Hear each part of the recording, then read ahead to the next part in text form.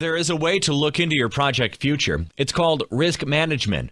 Risk management is a process that we perform on a daily basis. It consists of three main parts: risk identification, assessment, and control. Consider the following example.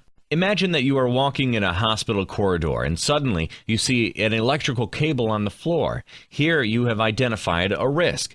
You stop and think about the situation. Many people use this corridor, so there is a big chance someone will fall and injure him or herself. You need to do something about it. This is risk assessment. You go and talk to the man using the electrical cable, explaining to him the hazards of leaving it there in the hallway, and ask him to remove the cable or tape it to the ground securely. This is risk control. In that example, you saw into the future, the possibility that someone might fall over, and you did something to prevent it. Likewise, we could have anticipated that the crane might fail and prevented its failure in different ways, like, say, maintenance. In this example, we went through a full cycle of risk management. We identified, assessed, and controlled the risk. Now let's examine these processes in greater detail. Risk identification is when we try to anticipate the future and think of possible events that can happen in our project and affect it in a negative way. When identifying risks, make sure you invite experts in the technical field of the project, since they can uncover different risks they have learned from experience.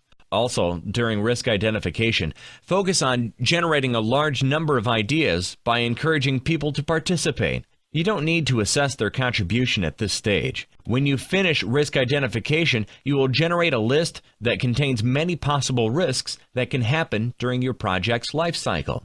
Chances are you will generate a long list of possible risks. Now we will start with risk assessment. But first, we need to understand the following 2 points.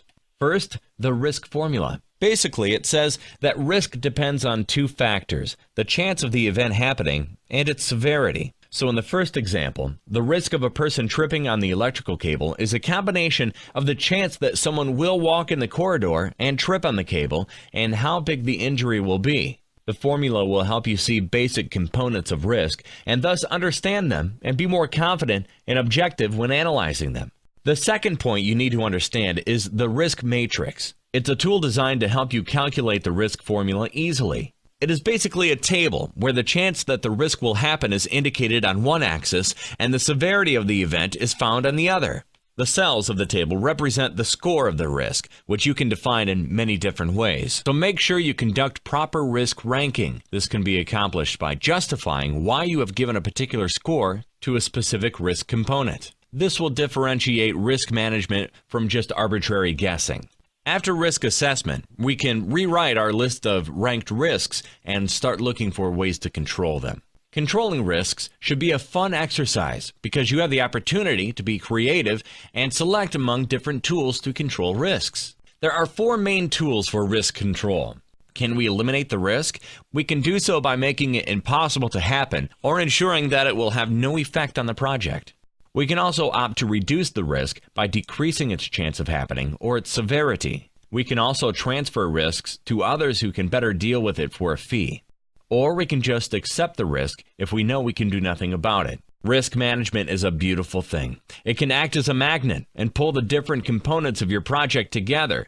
So make sure you apply it in your projects.